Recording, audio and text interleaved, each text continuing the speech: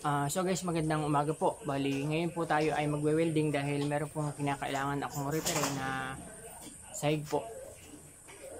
Napakahalaga po ng kapag ikaw ay may ganitong babuyan ay marunong ka mag-welding at syempre kinakailangan may sarili ka kahit portable na welding machine. Meron po ako dito na inverter katulad nito. Ito po yung inverter kong ginagamit.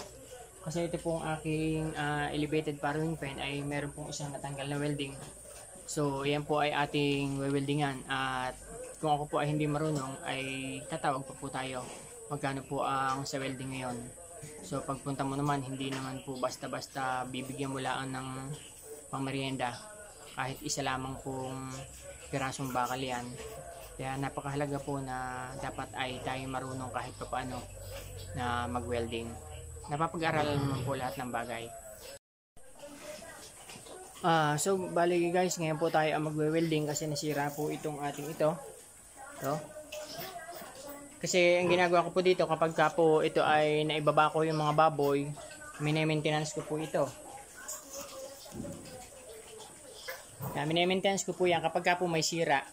Ako na po ang nagwe-welding. Yun po ang kagandahan, advantage po na marunong ka po mag-welding at saka syempre meron po tayong welding na ganito. Matagal ko na po itong binili. Bali, ito din po ang pinagawa ko po diyan sa trusses diyan sa taas sa building na to.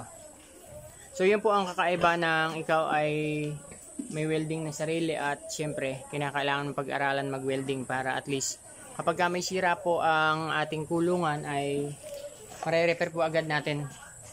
Emergency na kailangan na weldingan kasi minsan may pagkakataon na ganon ay mawe-weldingan po natin. Yun yung advantage na marunong ka mag-welding, hindi mo na kinakailangan tumawag pa ng welder. Kasi ang welder ngayon, isang tawag mo, napakamahal. Bali, ako din nga pala ang nagbuo nitong lahat na ito, ng parowing na to. Pati kang building ako rin.